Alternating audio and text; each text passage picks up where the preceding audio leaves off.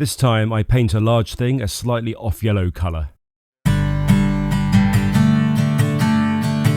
This series is the story of the new amphibious Arctic vehicle project named Bernard. Building on ideas, skills and questions raised during the Allen lifeboat conversion, as a team we will share all those moments needed to get Bernard up north, onto the ice and making himself useful. Greetings people of the channel, I've not addressed you from here in quite a while and you can see there's been a few changes. My desk has become significantly smaller, but it is better, and I've also got a proper new studio chair, so I'm extremely happy. Otherwise everything's pretty much the same. I have a glass of wine, which is super important. This episode I'm going to be complaining a lot about Apple software, and I'm going to be basically updating you on a load of different things that I've been making progress on. And so I'll probably just now let VoiceOver Alex take over and get on with the first part of the story. I'm working to over-laminate the large mould for the Bernard vehicle with carbon fibre set in epoxy resin. To remind those catching up, I'm adding 2 thick layers of twill carbon over the thinner carbon skin my volunteers and I vacuum bagged late last year. To position the carbon on the prepped cured carbon fibre, you could use an expensive positioning spray, but here this is better. I roller on a couple of pots of extra slow cure Gurit epoxy. This, after leaving it for half an hour or so, acts as a really good wet adhesive to position and hold the carbon laid on top. And since I apply it liberally, it starts to wet out the carbon from beneath. So I have time to adjust and conform the stiff, special stabilised fabric over the contours. Then on go the correct number of litres of additional epoxy. I'm going liberal once more, as any excess can be sucked up by the next layer of carbon. A Teflon roller works out any trapped air and makes sure the resin has reached everywhere it's needed. Of course, the adhesive effect of the wet epoxy is most important on the tapered sides of the mould. I worked hard throughout the long working time of the resin. In cool spring temperatures you have about 10 to 11 hours to work. Probably longer actually, but you don't want to be working when it starts to kick. Those are soft drips and can be rolled away or just absorbed into the next layer of carbon fibre. Positioning the sections of carbon needs to be carefully done. I'm butt joining each intra-layer to minimise ridges and overlapping interlayer to aid mould stiffness and strength. Right then people, we're back at the yard for this long-awaited update. Those of you who will be looking at the other playlist, the little Mongolia mini-series that I'm doing, will know that I've had a big delay with Final Cut Pro, the software. I've been messing around the last day or so, trying to get it to export properly. I don't understand why Apple software doesn't just work like it always used to. It's so buggy. Anyway, I finally managed to get it to export at 4K. Finally, having to sort of manually go through the whole thing. Anyway, that aside, this was my planned schedule for today. I'm putting together what I'm hoping is the penultimate set of jobs to be done on the mould before I can actually demold it. And these are the timings that I was going for, starting at 9 and then finishing off sort of early evening. It is now past, what time is it now? It's now past midday, and I've only just done the acquaint, which is generally what I do for about 20 minutes when I arrive, just to make sure that I understand where everything is. I haven't lost anything. I know where my gloves and all sorts of other things like that are. I know where my headphones are, so I can listen to podcasts. So I'm probably only going to be able to get going by 1, and so I'm going to have to shift all of these, so that's not going to work. So that's going to be 1 till 3. That was 5 hours allowed. I'm probably going to have to try and do that in 4 hours, and so that's going to be 3 to 7. So it's going to be a late dinner for me tonight, but I've got to get this episode up, so that's probably going to be 7. It's probably going to be an hour, probably 2 hours. Right, I'll see if I can get home by 10 p.m. tonight. There's the hope. Those of you quite reasonably scolding me over the years for my PPE levels, I hope this passes muster for today's task. The structure is more or less complete and cured now.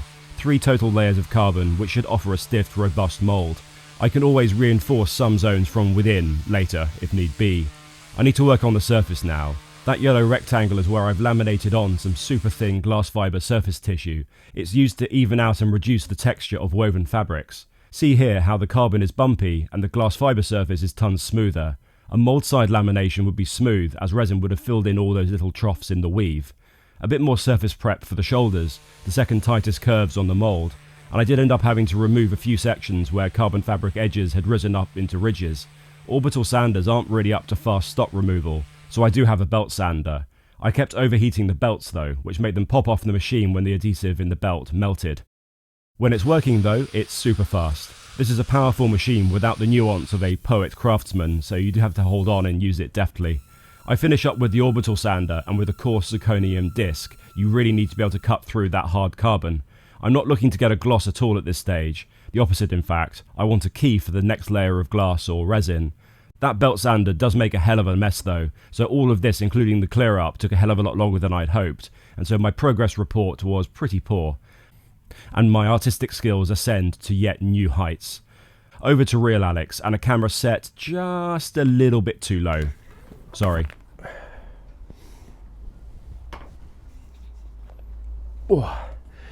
Okay, so the amount of sanding that I've just had to do has taken pretty much the entire afternoon. It's now, the sun's about to go down. So I'm not going to be able to get to doing the rest of the surface tissue covering. I've only done that test area, which I'll show you in a second. And I'm definitely not going to be able to get to putting down the test layer of this stuff. Now, I probably haven't mentioned this to you before. I've been trying to decide what sort of surface I want. Now, even though we're going to be putting peel ply down on the mold before doing an infusion, it's still always good practice to have the surface of the mold or a pattern as glossy as possible, because things like to release from things that are not keyed, things that are as smooth as possible, things where adhesives can't get into the little nooks and crannies and get a hold. That's why you polish molds. And also you need to think about what materials bond least well to epoxy, because the part is going to be made of epoxy. You don't want epoxy to stick to the mold, and so epoxy on epoxy tends to stick quite well, even if you use release agents.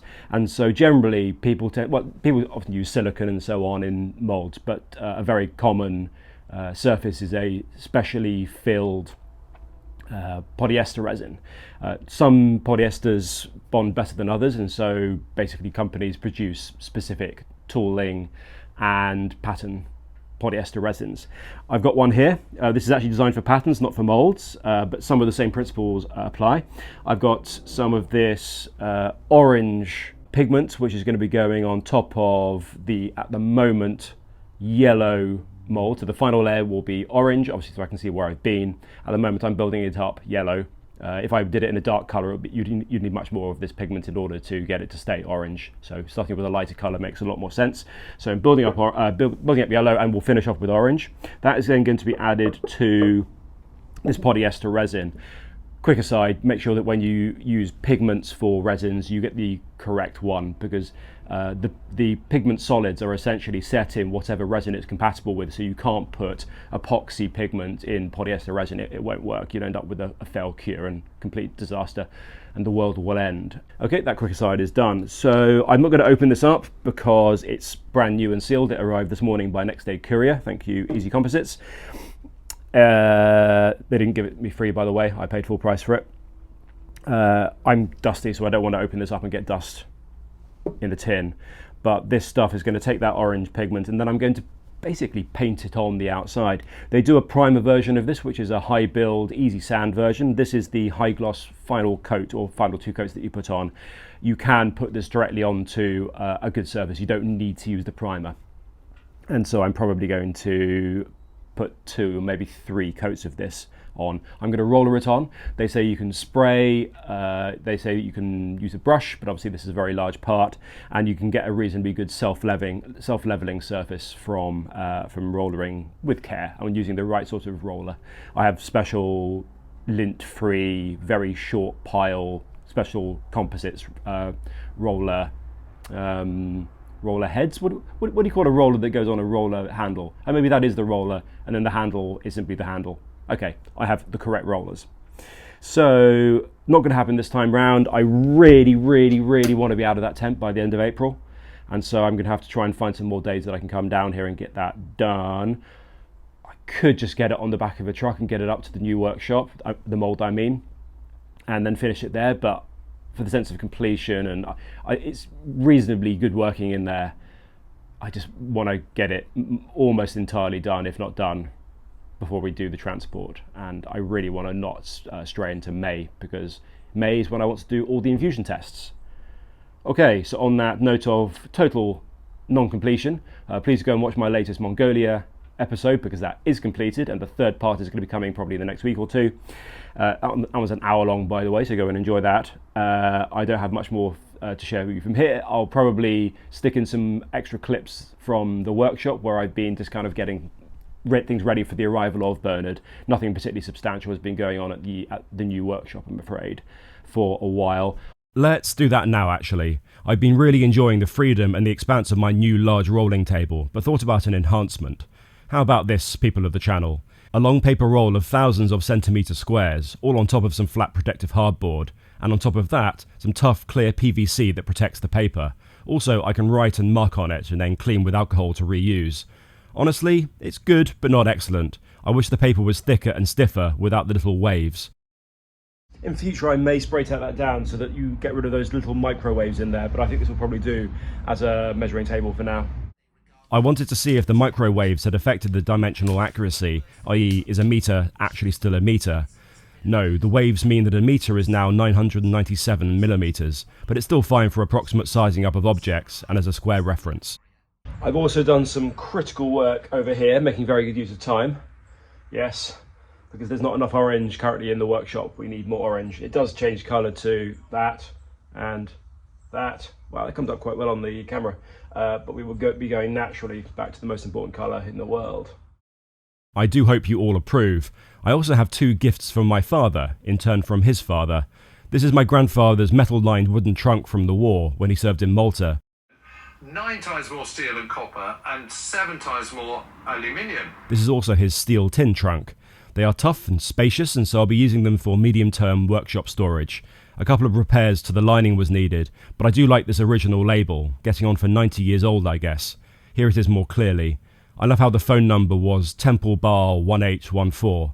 From a little reading online, I don't think that this company kept trading much longer than the end of the Second World War, but I'm sure that they sold excellent travel goods of every description to military officers and sportsmen in their time. I've put the boxes on casters for ease, and now they have their new lives ahead of them. Also, I was chuffed to get all of these offcuts for free at the local B&Q hardware store. Back to real Alex. I will also get on to doing, and I know this has been taking quite a while, the next follow-on episode for the new sleeping system. I have been making progress on it. I've just not put the video together to the point of completion yet. And I'm just now going to be praying that Final Cut Pro can actually output my next few episodes. I don't want to have to wrangle the software again. And it's not like anyone at Apple would actually. It's not like anyone, and it's not like anyone at Apple would actually. And it's not like anyone at Apple will actually talk to you or help you. And it's not like anyone at Apple will actually help you or talk to you about software glitches or bugs that are well established to be bugs. I've just got a brand new super expensive MacBook Pro, and apparently software support for one of their included bits of software is not included in that sort of Apple Care thing. It's mind-blowing. I thought the whole point of Apple was that everything just works. I think sadly that ended in 2011. On that note, I'm going to showcase a very tentative idea for Bernard merch via the medium of a half marathon. It's only 1,000 or so entrants, but a nice Thameside course. I decided to wear a prototype, of course on wicking sports fabric and not on cotton this time. What do you think? Too explicit? Not explicit enough? Good? Bad? Multiple versions for adults and kids? Colour requests? Please comment in the comment section and guide me, please. The half was okay. It was my first after a hamstring and MCL tear, so not my best.